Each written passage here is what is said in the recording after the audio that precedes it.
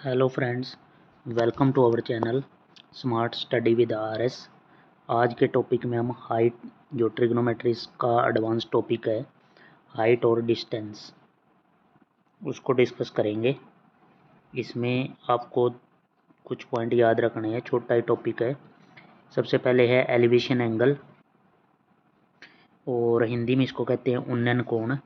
ये क्या होता है कि अब अगर हम ऑब्जेक्ट को, हम यहाँ खड़े हैं नीचे और ऑब्जेक्ट हमारा ऊपर है, तो हॉरिजेंटल के साथ जो हमारी आँख और हॉरिजेंटल के साथ जो एंगल बनेगा वो होगा एंगल ऑफ एलिवेशन, उन्नयन कोण, उसको कहते हैं उन्नयन कोण। उसके बाद नेक्स्ट पॉइंट है एंगल ऑफ डिप्रेशन। ये क्या है? अवनमन कोण। इसमें उल्टा होता है, अगर हम ऊपर खड़े हैं और हमारा ऑब्जेक्ट नीचे है, तो ऊपर जो हमारे आँख की और हॉरिजेंटल के बीच में जो एंगल बनेगा वो क्या होगा? Angle of depression, alpha. और ये अल्फ़ा है, ये अल्टरनेट एंगल हो गए, तो ये भी क्या होगा? अल्फ़ा होगा। ये दोनों एंगल इक्वल होंगे। जब हम ऊपर से नीचे देखें तो एंगल ऑफ डिप्रेशन, और नीचे से ऊपर देखें तो एंगल ऑफ एलिवेशन। कुछ एंगल साइड रेशियो हैं आगे, ये आपको पता होना चाहिए, जो कि क्वेश्चन सोल्व करने में काफ़ी हेल्पफुल रहेंगी।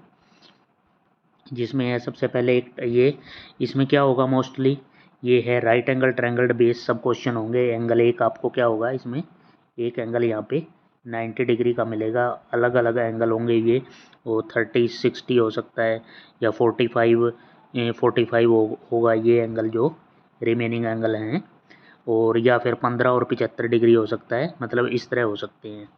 तो इसमें क्या है, आपको सबसे पहले क्या है, फर्स्ट केस में है कि अगर हमारे पास क्या है, ए बी सी एक राइट एंगल ट्रायंगल होगी, जिसमें क्या है, ये यहाँ पे 45 ये हमारे पास एक 1 है, ये यहाँ पे ये क्या है, 1 है, तो ये पे यहाँ पे क्या होगा, √2 होगा 90 के सामने।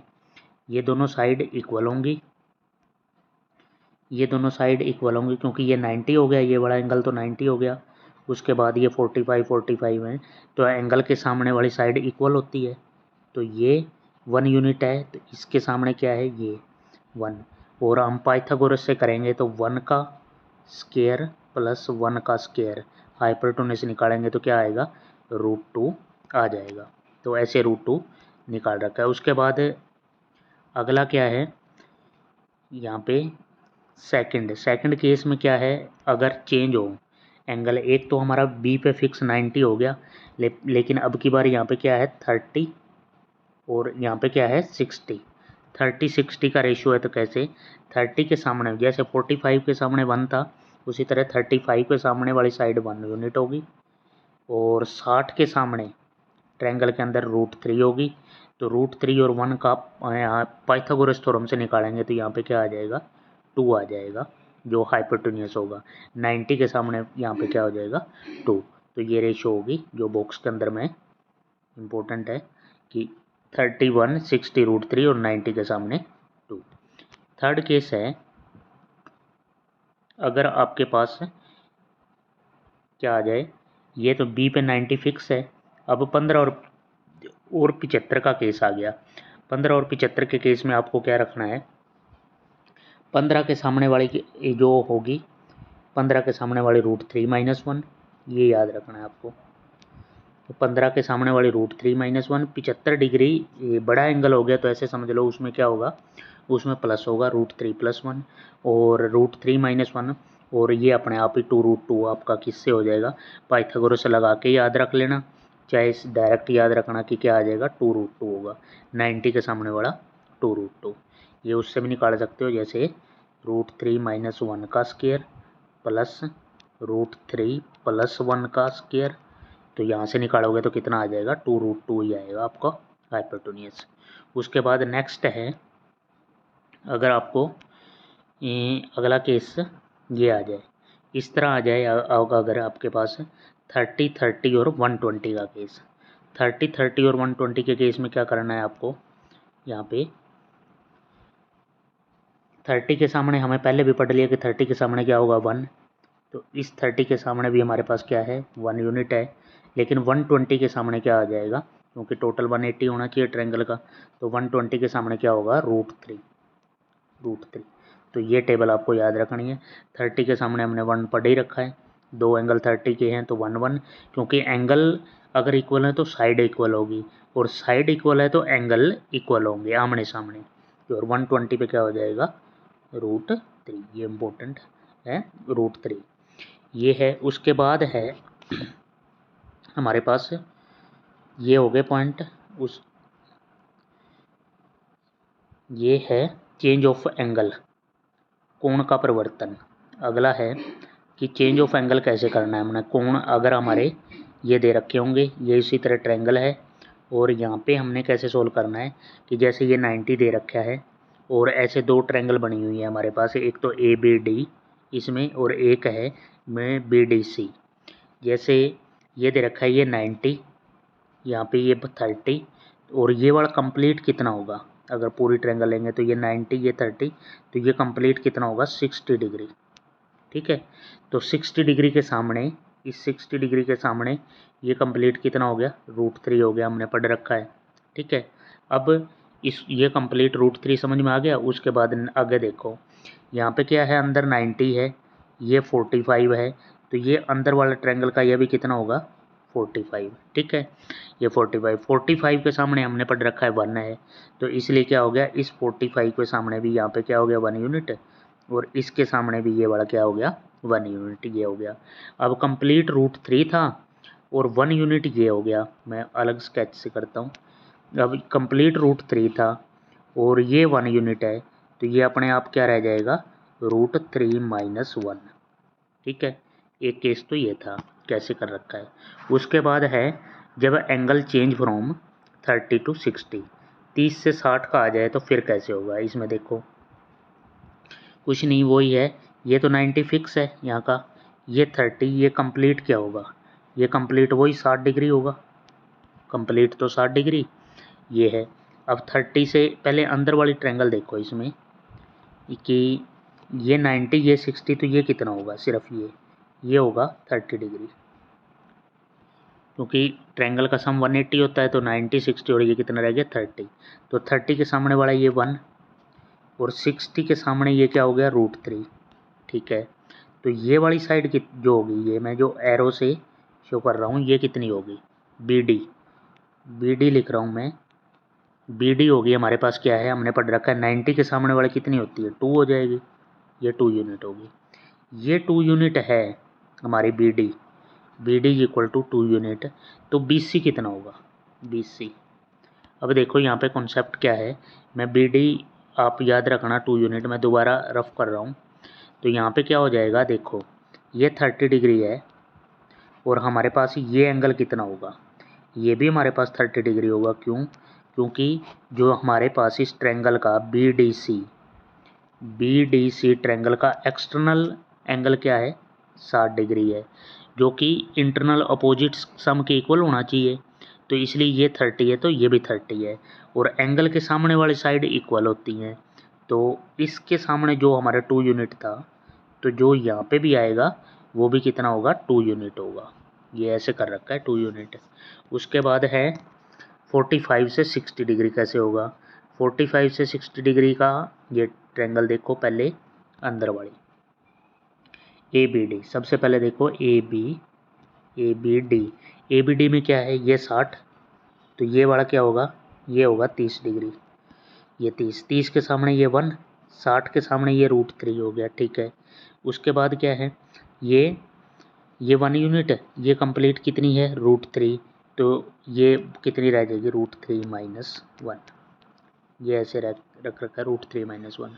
उसके बाद नेक्स्ट है अगर 15 से 30 डिग्री चेंज होता है तो क्या होगा, इसमें क्या है ये 15 है, ये 15 डिग्री है, ये बाहर का एक्सटर्नल एंगल कितना है 30 डिग्री, तो ये कितना हो जाएगा, ये भी कितना हो जाएगा 15 डिग्री हो जाएगा।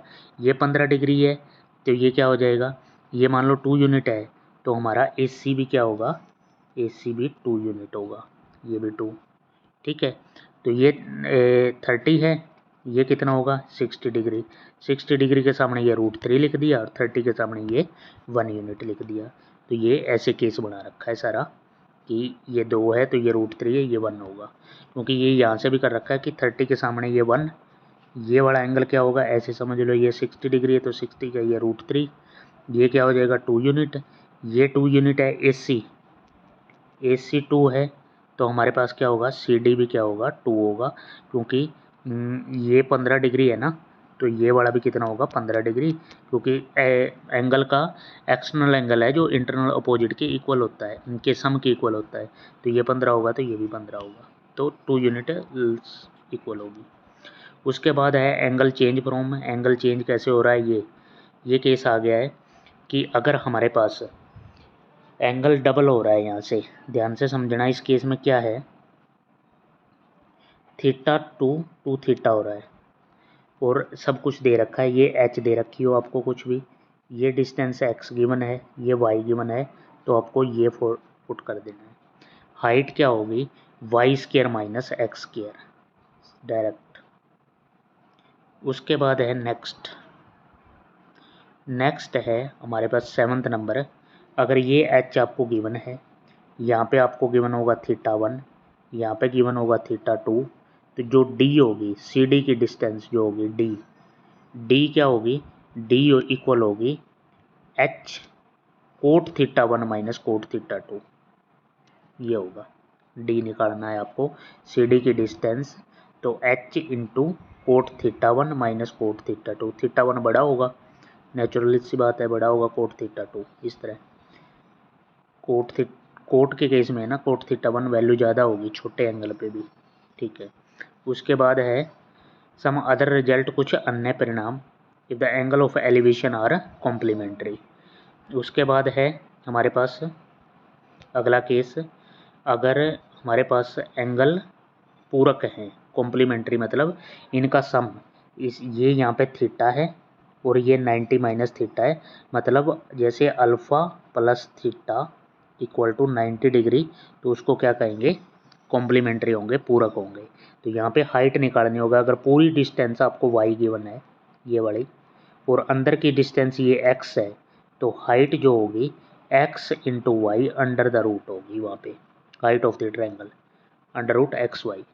उसके बाद है आपको अगला केस, इसमें सेकंड ये कर लिया था, ये सेकंड में क्या है, यहाँ पे जो दे रखा है सेकंड केस में है, अगर ये θ1 दे रखा है, ये θ2, और आपको क्या है दोनों पोल्स की हाइट h गिवन है, सेम हाइट है, तो आपको a जो बीच की डिस्टेंस होगी वो ये होगी a h cot θ1 plus cot θ2 plus होगा यहाँ पे, ये डायरेक्ट आपको यहाँ पे उसकी बीच की, वैसे बेसिक से कर सकते हो आपको, लेकिन डायरेक्ट आपको याद है तो यहाँ पे डिस्टेंस ए जो होगी h कोट θ1 प्लस कोट θ2 निकाल सकते हो।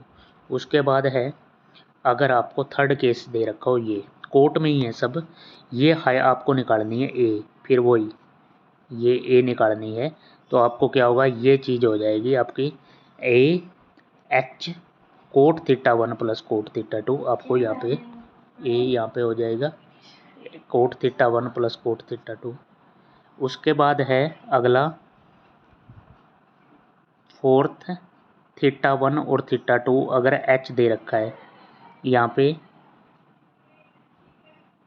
अगला पॉइंट है, अगर दो एंगल गिवन है हमारे पास θ1 और θ2 h, तो h यहाँ पे होगा a cot θ1 plus by cot θ1 minus cot θ2, अगर हाइट निकालनी है अपने को, तो a cot θ1 by cot θ1 minus cot θ2।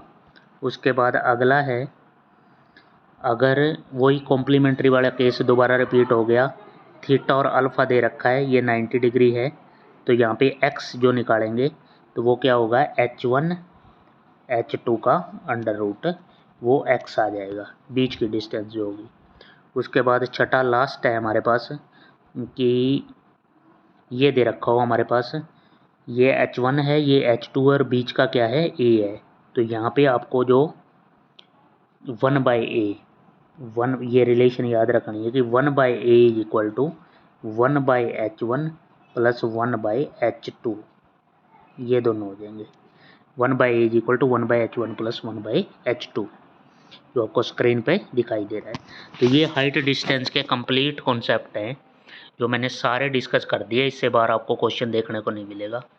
Thank you. ज़्यादा से ज़्यादा चैनल को सपोर्ट करें, शेयर करें ज़्यादा से ज़्यादा। Thank you for watching.